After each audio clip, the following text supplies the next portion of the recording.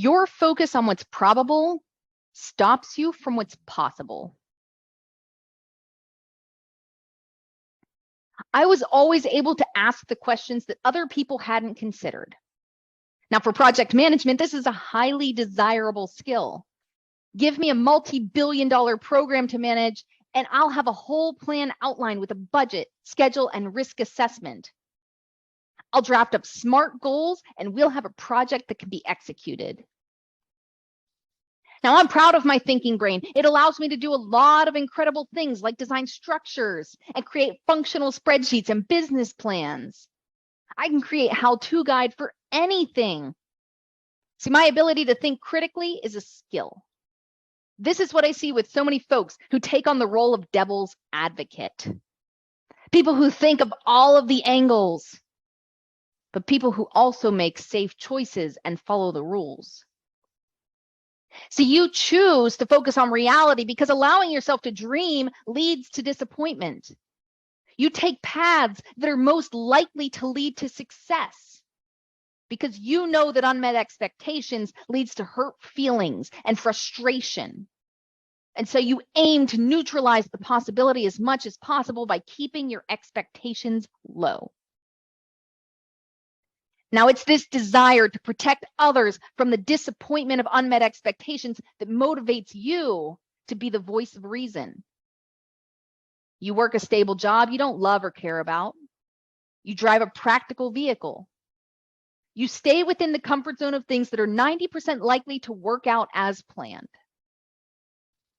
But I'm here to remind you that you're allowed to dream big. You're allowed to have goals that go beyond reason. Being afraid of disappointment doesn't mean that you should never pursue your true desires, because life is about the journey. And although your mind believes that it's protecting you from hurt, your body and your spirit feel the effects of never experiencing the joy of irrational dreaming. See, avoiding disappointment does not prevent you from living a life that disappoints you. Our brains and our bodies need to be stimulated once in a while to help keep them from dying before their time. Now, as a burnout prevention coach, I've carried the heavy weight that comes from living a life rooted in logic, such as loss of hope, ruined relationships, and feeling like there's no point, so why bother?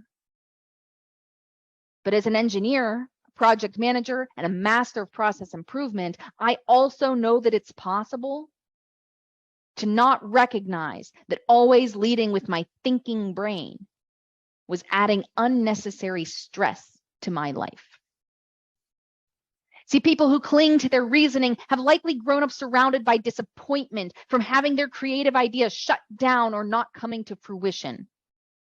When you get bogged down by the system of a corporation or societal structure and you're unable to do the things that you want to do in the time frame that you want to do them, then you learn to protect yourself by adopting phrases like nothing will change, so I won't waste my energy.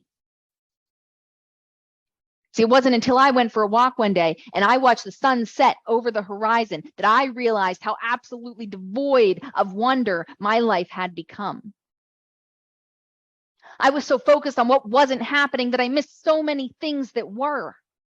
See, I live on a floating rock in infinite space where life forms like dinosaurs and plants and humans have all been able to survive because of the right mixture of gases in the atmosphere and because all of the nutrients that we need to keep our bodies alive exist naturally.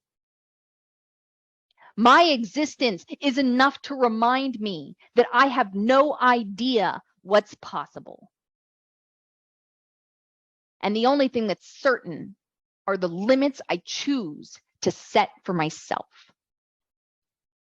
See, you have the right to enjoy your time on this planet. You have the right to be healthy and happy. The secret is to lean into gratitude when you realize that you get to be here, that you get to live, and you aren't just a cog in the machine who has no impact. Then you will find wonder in life again.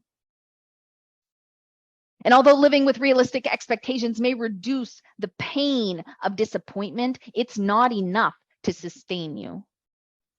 If you want to live a life that fulfills you, then you must learn that you are allowed to dream. You must learn that disappointment is a part of life.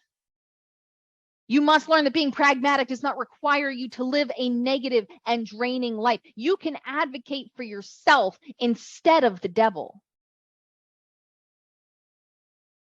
You must learn that you are deserving of a life you like and not one that you settled for. You must learn to give to your dreams at least as much as you give to reality. You must learn that you cannot reason your way to an extraordinary life.